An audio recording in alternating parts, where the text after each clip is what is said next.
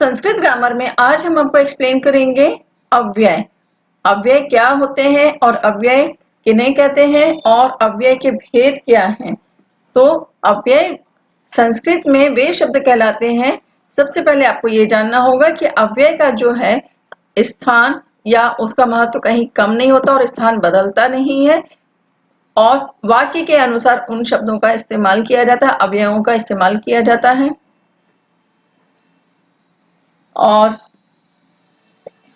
इसकी परिभाषा अगर हम देखें तो इस तरह से लिखेंगे, किसी भी भाषा के वे शब्द अव्यय कहलाते हैं जिनके रूप में लिंग, वचन, पुरुष, कारक, काल इत्यादि के कारण कोई भी विकार उत्पन्न नहीं होता। यानी कहने का मतलब यह है कि अव्यय अगर जहां पर होते हैं तो उनमें लिंग, वचन, पुरुष या कारक या काल यानी टेंस जो होते हैं वर्तमान काल, भूतकाल, भविष्य काल, तो किसी भी परिस्थिति में इनका स्थान परिवर्तन नहीं होता है और ना ही इनसे जुड़कर कोई नया शब्द बनता है।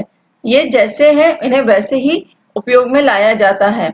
यानी ऐसे शब्द हर स्थिति में अपने मूल रूप में बने रहते हैं। यानी जिस तरह से इन शब्दों का प्रथम बार उपयोग हुआ है वैसे ही आज तक उनका वहीं पर वैसे ही इस्तेमाल किया जाता है, वैसे ही उपयोग किया जाता है वाक्य के अनुसार।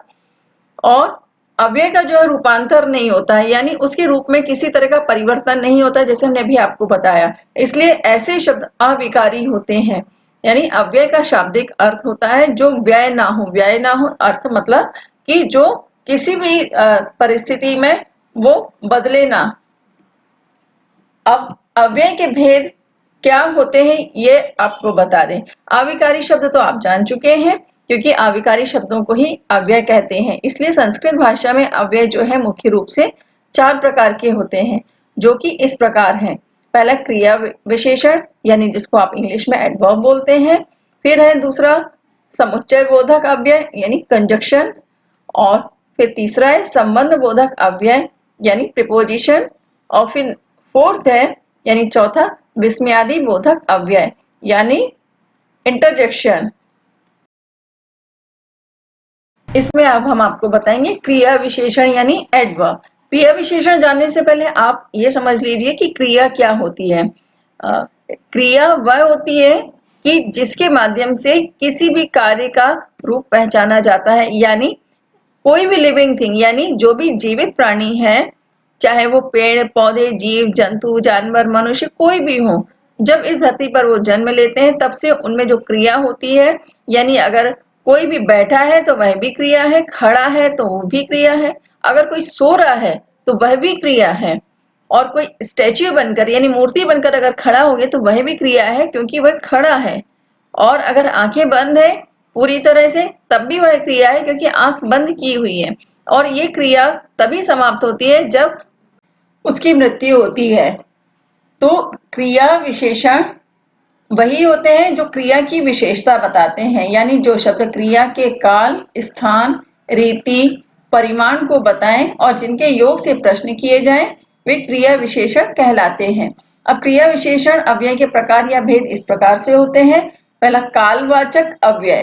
तो कालवाचक अव्यय और उनके उदाहरण और उनके भेद और अर्थ, यानी हिंदी में उन्हें क्या कहा जाता है। तो यदा जो अव्यय है इसका अर्थ हिंदी में होता है जब, तदा यानी तब, कदा यानी कब, सदा या सर्वदा। यहाँ पर सदैव भी हो सकता है तो यह हमेशा होगा इसका। अधुना यानी अब या आजकल, इदानीम यानी इस समय, संप्रति यानी अब।